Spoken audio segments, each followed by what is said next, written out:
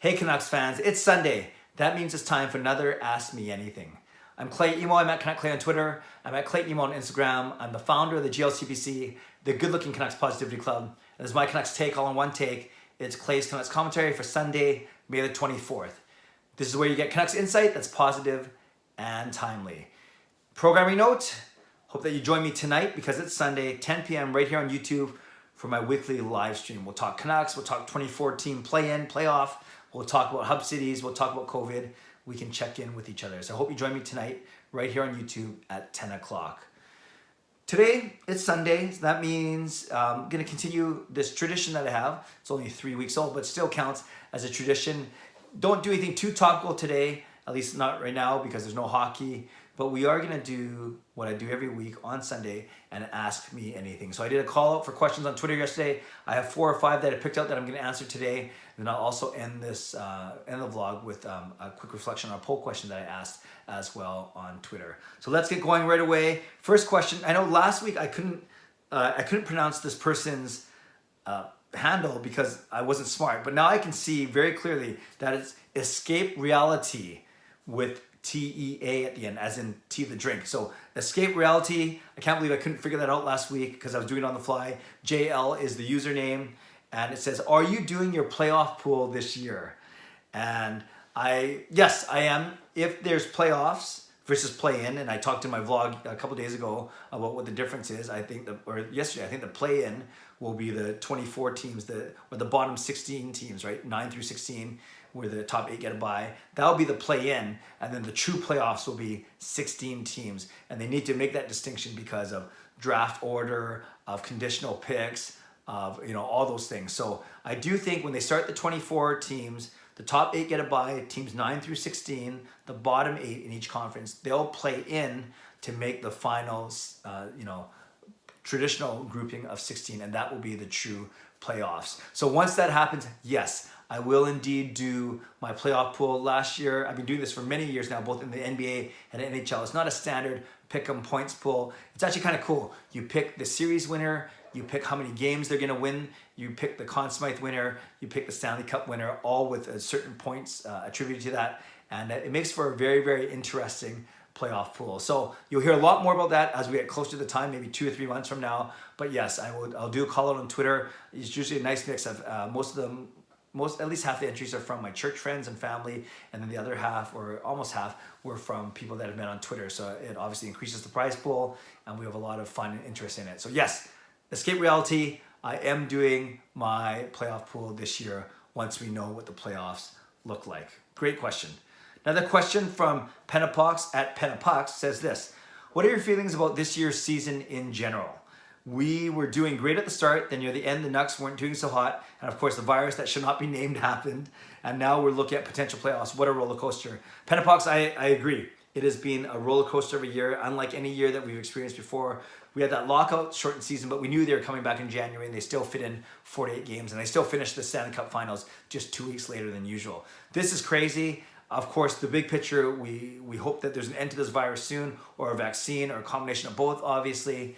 And it's not just frozen hockey, it's frozen the entire globe.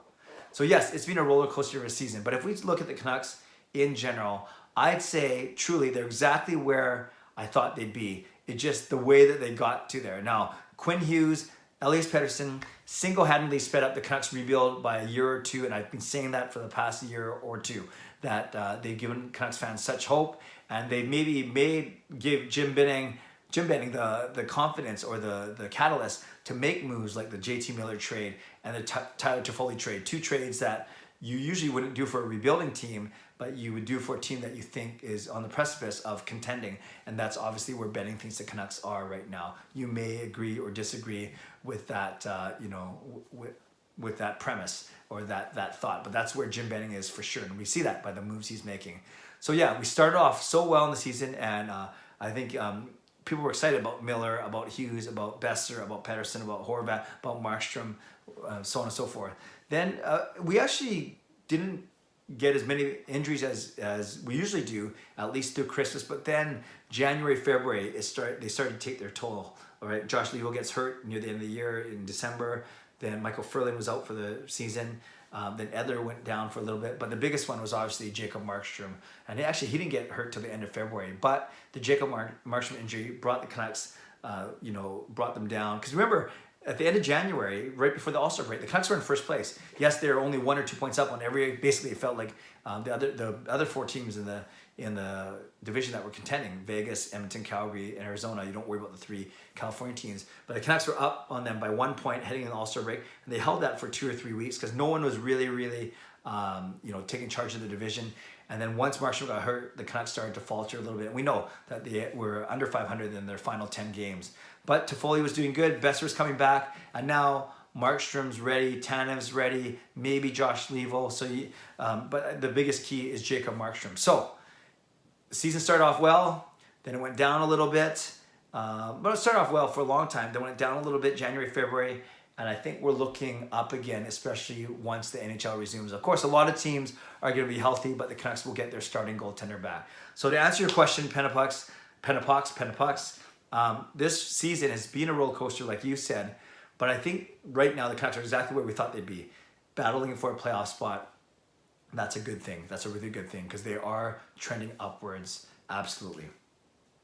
Joshua Griffith at Joshua Griffith 0 says, how can you be possibly so good looking and positive? I mean, one or the other I get, but you seem to navigate both with such ease. Could you talk about that a bit more? Hashtag GLCPC. Yes, I am the founder of the GLCPC, the Good Looking Canucks Positivity Club. And obviously, I think that the positivity comes more natural to me than the good looks. The good looks is actually very subjective, obviously. But, I've never been short on confidence, even when it comes to looks, even though you guys know I'm basically 99% joking about the good-looking side. But yeah, I think that obviously my wife thought I was good-looking enough to say yes when I asked her out 30 years ago when we started dating. She wasn't my wife then, but you know what I mean, in high school. And then obviously it's not about looks, but it's a shtick that I like to keep up, and it's gotten some play, even on the CBC show that I have in my pinned tweet. You guys know all this story, but yeah. Certainly the jury is out on the good-looking part, but that's a self-anointed thing. But on the positive side, for sure, in all seriousness, I'm very adverse to conflict, quite frankly, both in my personal and professional life, and of course on here. Obviously, I don't like confrontation. I will stand up for myself. I will make my points, but I don't. If someone differs from me or insults me or whatever comes back at me, there's a way that I handle it too, and sometimes I laugh it off, sometimes I reflect or even pray on what someone said to me, whether it's constructive or not, but really I see no need to waste my time, to waste my energy on silly Twitter fights when everyone becomes keyboard warriors and it becomes a matter of who gets the last word. And anyone can act tough by typing out a 280 character tweet, pressing send, and then not having to worry about the repercussions. So that's not for me, and I don't need that. I'd rather talk things out, and sometimes you just agree to disagree. Sometimes you can respect the person, and maybe sometimes you might respect the opinion, or you respect the fact that they are allowed to have an opinion, even if it doesn't agree with yours. But for sure, I don't bother getting caught up. I have too many other things going on and too many other areas of my life where I want to devote my time and energy. So in all seriousness, Joshua, great question. I really appreciate the compliment, of course, but I focus on the positivity, being transparent, being genuine, being very real, and people can take that or leave it as they want, and it doesn't sweat me if that's not their thing, which is fine. And obviously, there are a lot of people where it's not their thing, and that's cool, but I think there's a respect there where I'll listen to their opinion, they'll listen to mine. They get what I'm about. I try and understand what other people are about, right? Seek to understand first before being understood, and that's kind of how I live my life. The good-looking part, the jury's out on that, but I like to have fun with that for sure. Great question. And then McLovin, at McLovin Canucks says, how do you think the Canucks would do in a possible playoff series against the Minnesota Wild? If all reports are true, and the Canucks and Wild, all the first round in that play-in will be a best of 5 and not a best of 7, I predict the Canucks will win in 4. I think they'll win the series 4 or 5, but I think the Canucks will win for sure. Well, I can't say for sure, but I'm very confident. In the 3 games they played this season, I talked about this in my vlog earlier this week, they split. Basically, the Canucks beat Minnesota in Minnesota 4-1, then they lost to Minnesota in Minnesota 4-2, and they lost to Minnesota at home 4-3 in a shootout. And that was near the end of February. So basically, for all intents and purposes, the Canucks were 1-1-1. Technically, Minnesota was 2-1-0 because they won that game in the shootout.